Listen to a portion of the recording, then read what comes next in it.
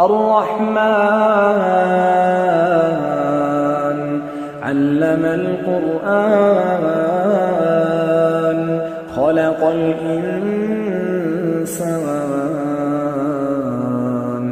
علمه البيان الشمس والقمر بحسبان والنجم والشجر يسجدان والسماء رفعها ووضع الميزان ألا تطغوا في الميزان